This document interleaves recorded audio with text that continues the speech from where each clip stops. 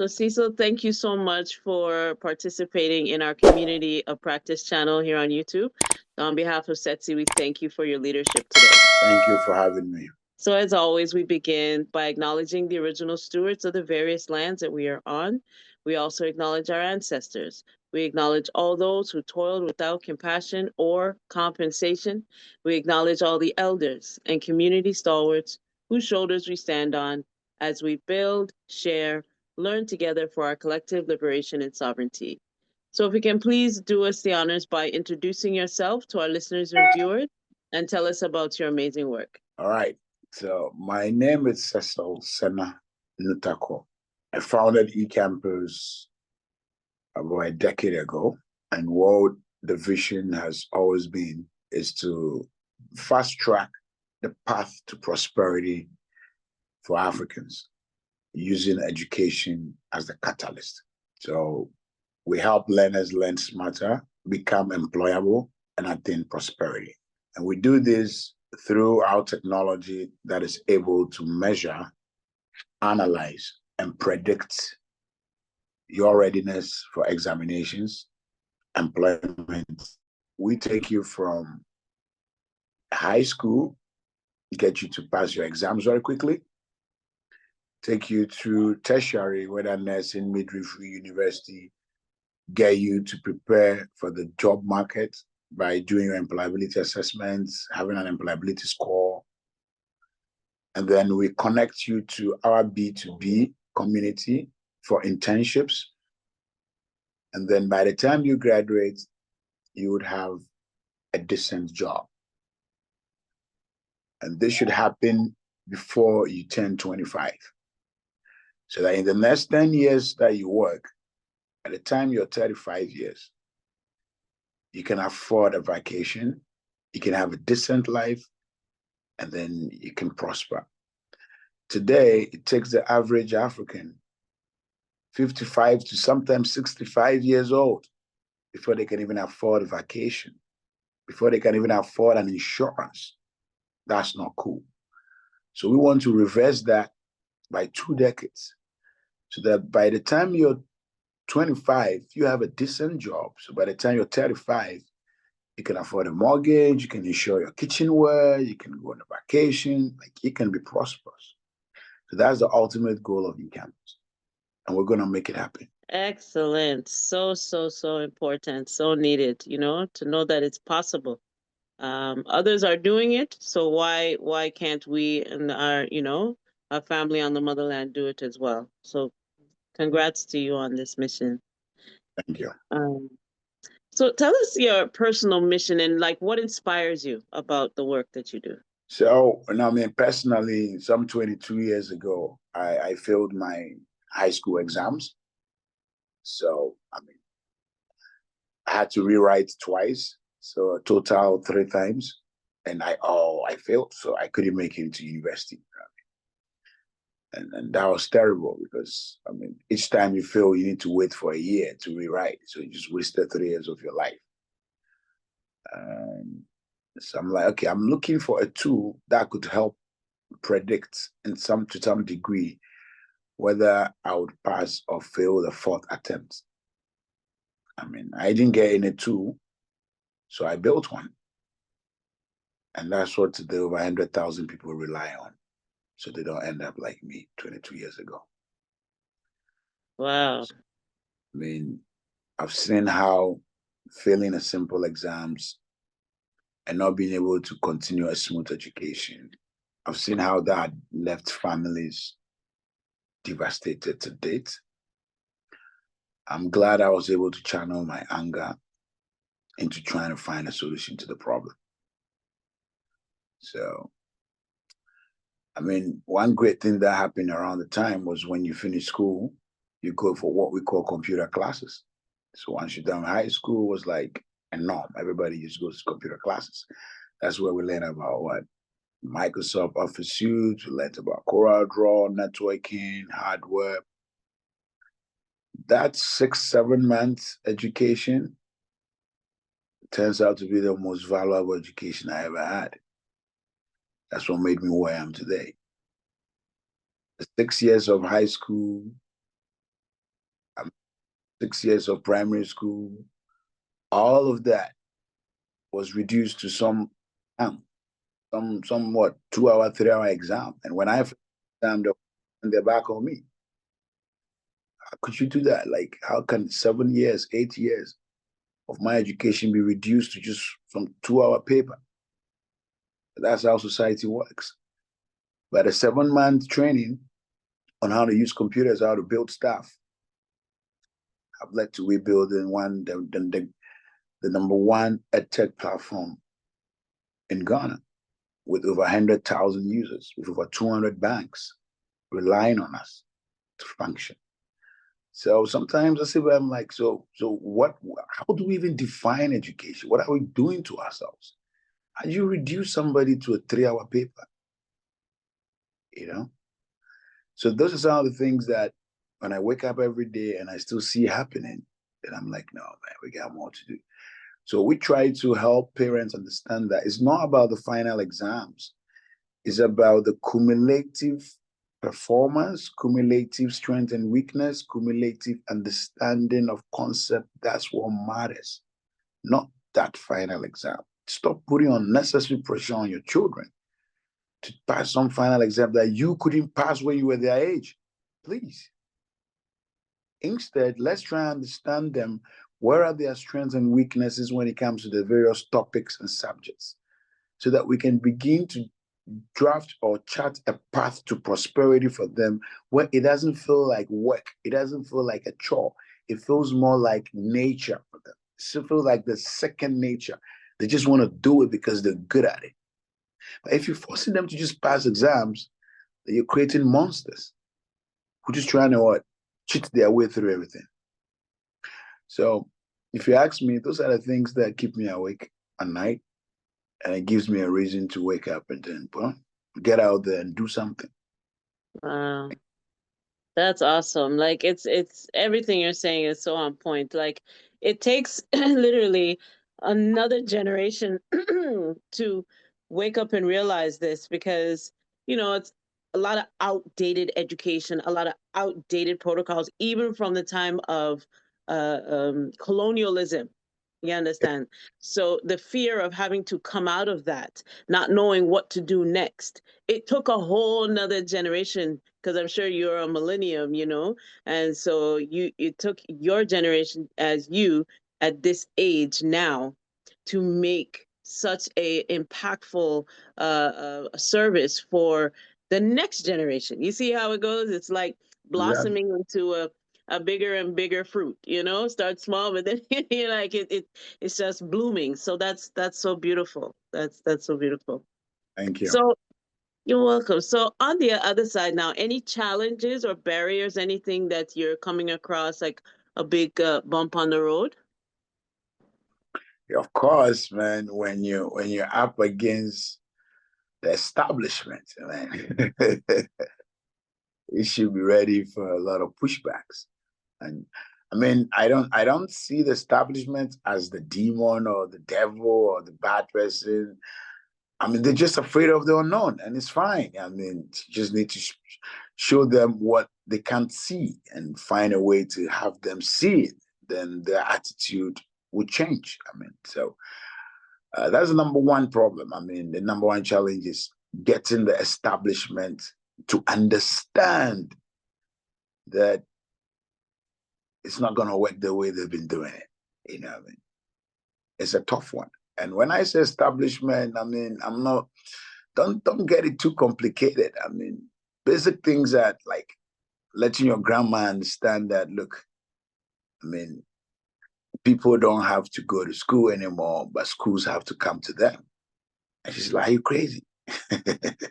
You know? So I tell people, if you can't make grandma understand, then you've not simplified it enough, So, I mean, my grandma is 95. She'll be 95 in January. So, I mean, she's my favorite human being. So, any product that we're going to build, any new feature, any new idea, she needs to be able to comprehend that. Else, we're not going to market because then nobody's going to understand it. So, I mean, she's like, look, I used to wake up very early as 4 a.m., bath you and your little brother, walk you, make you ready, take you to school, walk back. before I get ready for work, and you're telling me like all that doesn't make sense. How is the school gonna walk to you? All right. And I'm like, I don't necessarily walk to me, but when was the last time she saw her great grandchildren? She's like, yeah, you did some call on the phone, and all of a sudden I can see them. And I'm like, yep, yep. So did you walk to the city to see them? Did they walk back home to see you? So no, I didn't walk, but I saw them and they were so cute and we were moving around. I'm like, so that's how the school's gonna have to walk to you instead of you walking to the school. And she's like, but people can be stubborn, they'll just walk away from the camera. And I'm like, that's why it's gonna be the one. You saw the one that was running around. It's like, yeah, that bird, you scared me. I was just called a drone. It's not a bird. So we're gonna have that one walking around so nobody can hide. You have to focus and stay in school. She's like, oh, that should have saved me a lot of walking up and down. So when are you starting? I want to see how it works. Do you get it? Right? So she gets excited. Then I tell her, but if you don't have reliable internet, that school's not gonna be able to come to you. Right? She's like, yeah, data, yeah. Oh, the last year you didn't buy my data for me. I'm like, yeah, you got it. So, And then if you don't have the phone that your granddaughter gave you, the one she sent from London for you, is it the nice one, the one with the huge cameras at the back? I'm like, yeah, yeah. If you don't have that, that school ain't gonna come to you. It's like, oh. I'm like, if you don't have electricity to charge that fancy phone, the school's not gonna come to you. You still have to go to school and walk. She's like, okay, my son, how are you gonna make sure everybody has electricity, everybody has internet, and everybody has the phone your sister sent to me? How are you gonna make sure every single body has? Because it's not fair for them to go to school. It's better for school to come to them. And I told her that. And my grandma, that's what I do every day. So far, I have 1.3 million people that have tablets and don't have to worry about internet, and school can come to them. It's like, my son, come here, come here, come here. And that's what she does, come here. And she put her hair on my head and say, you're a brave boy. She gets it. But unfortunately, the parliamentarians, those in Congress, those in the corridors of power are refusing to get it, just like my grandma gets it. So they won't invest in electricity. They won't invest in internet infrastructure. They won't invest in factories that can assemble phones in every village. They won't do that. No. They want to put the money on themselves. Exactly. A small minority of, friends and family. Yeah, my grandma will make a better president. Yeah. Oh, I'm sure, because we have to get out of that mentality. Again, I go back to the colonization mentality, because once you continue to have a colonized mind, then you're never going to see your way forward, because you're always going to have that mind of, oh, me, myself, and I'm only going to look out for my people. And that is it. And that's a lot of times what they're taught. And so it's festered inside of their brain. So you're bringing something that gives you a free mind, lets you think for yourself, lets you, be free and not be in a confined area. You're really putting that on another level. And it's like, oh my goodness, that means, I can't think the way I used to think. The next generation is not going to obey us to that level, but not knowing that that mentality that they had was indoctrinated from centuries ago. So yeah, those molds have to be broken, like busted up. Exactly. Yeah, we have to, in order to save the next generation, for sure. I tell people that, look, we have enough rivers on the continent to power the whole global south with hydroelectricity. We have enough uranium on the continent to power the entire world. Yes. Their energy. And we have the most sophisticated population that was able to leapfrog the fixed line and went straight mobile. Mm-hmm. Have satellites out there to provide internet for free. That's right. It's a basic human right. And we have enough silicon on the continent to produce microchips. We have rubber plantations to produce rubber, to put the mic in and put some screens on them so that everybody has a touch point to connect with services like education, financial inclusion, agriculture, food, commerce. We have that. What we don't have is the courage. That's right. Is the courage to begin. When I push them, they give me examples like Gaddafi. He tried, they killed him. They give me examples like Patrick Munere of Tanzania. He tried, they killed him. They give me examples of Nkrumah. He tried, they killed him. I'm like, so you don't want to try? I'd rather die a brave man than die a coward. That's right. I'm going to die anyways. I'd rather die a hero than die a loser. Because they killed them, you don't want to try. You know why you still remember them? And you don't remember your own great-great-great-grandparents? Because they tried and got killed. So if you don't want to try, get out of the way. That's it. That's they it. lack the courage. Yes, that's right. The fear of the unknown, like we were saying, you know? Exactly. Awesome. So this is definitely a social impact product that you have created. So, you know, when, as we say, times change and those things, like, you know, how do you feel about social impact, you know, within Ghana, but globally, like we're putting all the pieces together to really bust the old style framework of, you know, colonialism and that, you know, that type of lifestyle. How do you feel about creating this social impact to benefit, you know, the whole world? So I have a very different opinion or perception of social impact. I mean, I'm African. I was born on this continent, and here everything is community. So like, it's default. Like, I was raised by an entire community. So what's social impact? I mean, it sounds weird. It's like, what are you talking about? Like, this is how we function. I eat breakfast in here, and then I take lunch in another house, and I take supper in another house, and my mom is looking for me because I've gone to sleep in another house. I mean, that's how I grew up. So what do you mean by social impact? I mean, you're creating words to make you feel better for the wrong things you did. You're creating words to make you feel good about yourself for the problems you've created for the whole world. Give me a break. What are you talking about? See what I mean? Oh man, totally. So at the end of the day, if you're feeling guilty, own up and say, I was wrong. My great-grandfathers were wrong. My ancestors were wrong. We're sorry. We're going to work with you to fix the problem. And do a proper investment and stop these coins you're tossing around like social impact. We ain't kids, bro. Like, we know this game. Just man up, man up. I mean, own up and say, we're sorry. I mean, generations before us did the wrong decisions. And today we're all suffering for it. And we feel ashamed of that. How can we work together to fix the problem? Stop all this social donor thing and concentrate the money on building hydroelectric dams on our rivers so electricity can be what?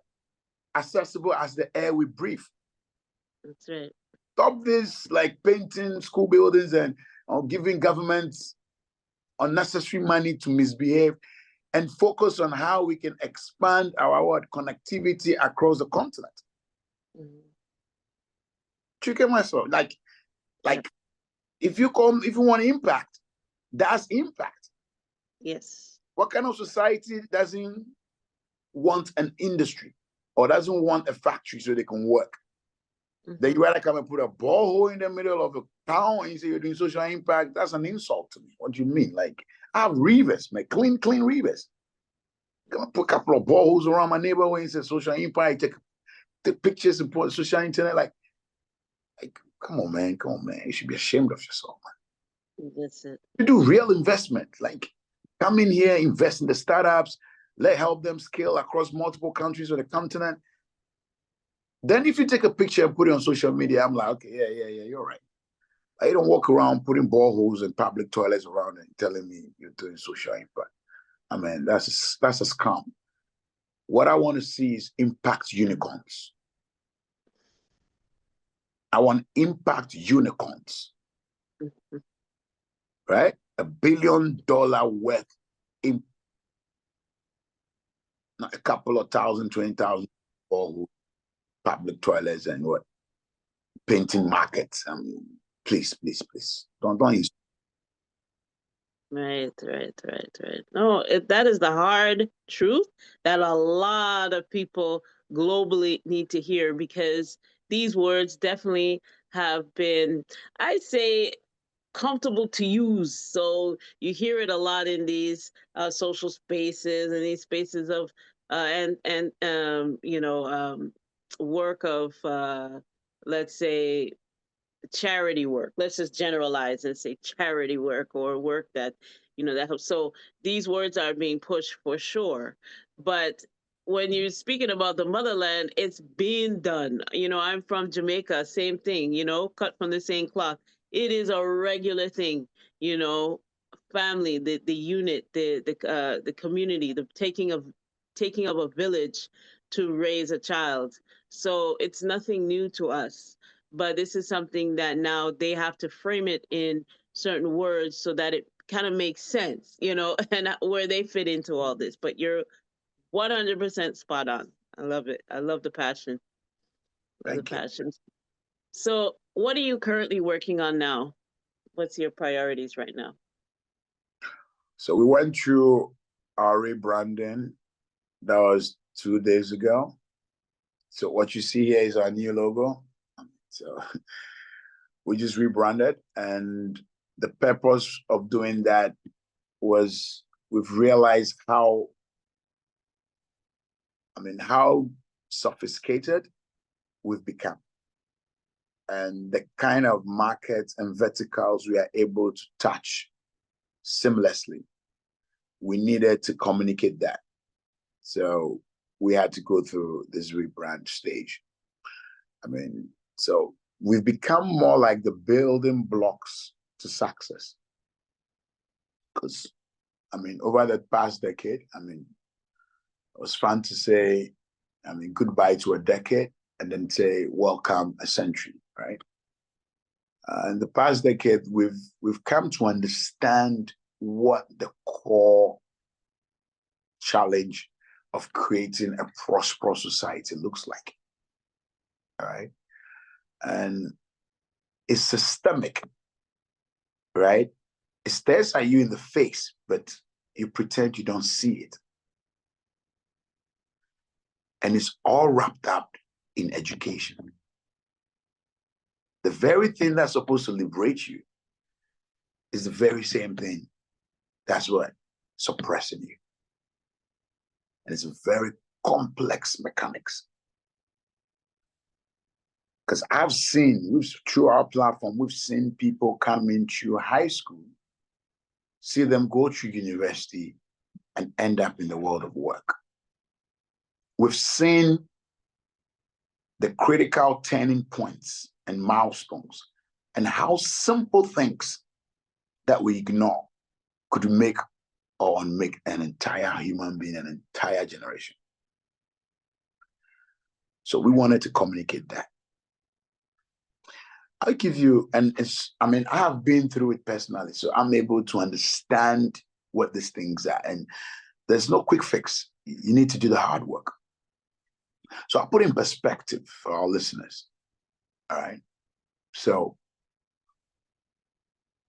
when I failed my exams some 22 years ago, right, I became a disgrace to my entire family. the community. You know, we are community people. We are social people. So all of a sudden you became the bad nut. Nobody will allow their children to even play with you. Do you see how toxic the environment and that community that was first loving and caring just come and push you out, outcast you because you fail an exam? Like, are you kidding me? And it still happens today. I'm like, are you okay?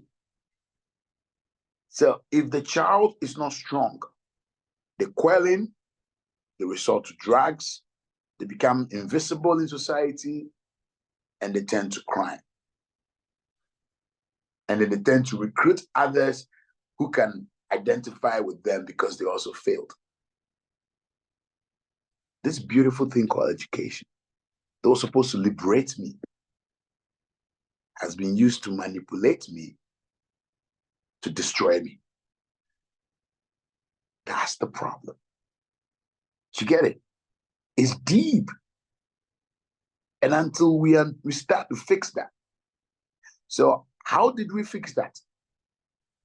Instead of parents saying, oh, my son or my daughter is not good in mathematics, through the use of our technology, parents are now changing the narrative and say, oh, my son and daughter are good in math. They're only struggling a little bit with probability and statistics. As simple as this may sound, this has done a huge good to families. Now you're not chastised, you're not an outcast, they're not shouting at you, you suck at maths, you're disgracing the family. They're rather saying, my son, I understand your strengths and weaknesses. How can I be useful to improve your your proficiency in the topic probability and statistics? It saves the family money and emotional trauma. Money in the sense that if you're taking an extra class for the child, you know exactly what you're demanding. Like, sir, can you help my son with statistics and probability? It's not like, sir, can you help my son with math? Like, math, where do you even begin from?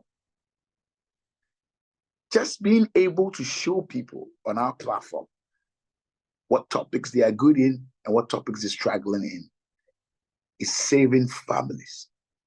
It's getting people off the streets. It's reducing crime. Do you understand what we're doing as people? Because I lived it, like I lived it. So I know what the problem is. Right? So when I say systemic, I know what I'm saying. And it's the same all the way till you get to the world of work. Where in the world of work, it's not exams, but it's compliance. You see what I mean? The least mistake and you're non-compliance, you're out the door. You're the evil one, you're the outcast. You don't treat people like they're humans. So at the corporate level, we have over 200 banks, financial institutions, insurance companies who rely on our technology to measure the compliance readiness of their employees. So, okay, he's not non-compliant. He's just having some issues with what? With KYC and PEP. Well, he's gonna be fine. But prior to that, boom, you're out the door. And once that is on your report, no company wants you. And now you're stuck. What would you do? You're gonna do crime. How would you take care of your family now? How'd you go visit grandma? I mean, that's crazy. You don't treat people like that. So exactly. That's the problem we're solving. And I'm glad we've figured it out and we're getting it. Oh, wow. That's awesome. That's, again, another key vital piece to, getting rid of old generational, we even say generational curses, but things that happen generation stuck in that old type of mentality, colonial mentality, I still say, and getting out of that pointing fingers and saying this is the issue. you're this, you're that, and you don't learn. My parents, I just was with them yesterday. my Back when I was growing up, it was like, oh, just read your book, but you don't even know what the book is about. The book could be about, you know Satan. Like, I don't, but they don't care as long as you're in the school reading about whatever the teacher is telling you, but not seeing the fact that it could be the teacher that has some issues as well, that doesn't know a proper teaching method in order to teach various different mentalities and mindsets. That, if you're teaching 30, 40, 50 kids, every child has a different mindset. So building something like eCampus can really, really help take the anxiety and the stress and the worry away from both the student and the parent. Because the mentality, they will see a different light. And like you said, getting somebody who will teach the child exactly where the weakness is and not the broad brush. It is an exact pinpoint in order to sharpen those particular tools. So you're 100% spot on, Cecil. Like, this is so amazing, and I know it is helping numerous. Is it just in Ghana, your tool, or is it all over? So it's on the App Store and Play Store, and also on the web. So anywhere you are in the Nice. world, you can use eCampus. We're currently in French and English. So our French Mm. operations are in Dakar, Senegal. And then our English operations are HQ'd in Accra, Ghana, with an annex in Cape Town, right? So, Wow. yeah. And then, I mean, the next big thing is to try and localize the content a bit, because every country has some different curriculum expectations. I mean, Hmm. French in Africa is pretty standardized, because they all write Right. red. So, but in South Africa, they have a little difference in their syllables. I mean, so you need to just try and adapt it a bit to suit their market. And so those are some things we're doing for West Africa. We have the West Africa Examination Council. So Ghana, Nigeria, Sierra Leone, Liberia, the Gambia, like the same thing works for everybody. I mean, so East Africa, they also have their board. You need to try and tweak things a bit. But that doesn't take away the fact that math is math. I mean, it doesn't matter whether you are anywhere in the planet, but it's just nice to tweak it a bit so that it's in sync with what the child is expected to be taught in the class. So that when they go Right. home or when they're interacting, I mean, it's like, oh yeah, I got it, oh yeah. So we try to do that. So depending on the country you are, when you open the app, the display and arrangement of the content is tweaked to suit the way you would expect to see it in your textbooks or in your classrooms and stuff like that. So yeah. So that's Yeah. Wow. the Hmm. whole. So eventually we're going to scale through localization. So we have plans for Portuguese, I mean, sure we'll be HQ in Maputo. We have plans for Spanish that we'll put in Malabo. And the plans for Arabic, we'll put in Manama, Bahrain. So those are things in the lines. We're heavily connected with telcos. And we believe telcos are the infrastructure on which we can strive. So we have partnership with Telecel. So any country, Telecel mobile networks operate. You don't need internet to use eCampus. So we just have a entire highway where if you have a SIM card from Telecel or any of Telecel's affiliate operators, we just made the internet problem go away. So hopefully Hmm. we're working around the clock to find hardware partners that can do same for us. Then, we could truly be everywhere across the global south. But for now, we want to make sure the 1.4 billion people in Africa have access. That's right. Wow, so this has been absolutely amazing. I wish you much, much, much success with this. It will go all over, and will continue to make that impact that needs to be made from this generation ongoing. It's so vital. We need to really get out of that colonial mentality, bust the chains, bust the mental chains, as well as I guess it's now just mental chains, but that one could be a lot worse and a lot more painful. So, on behalf of Setsi, we thank you so much for today.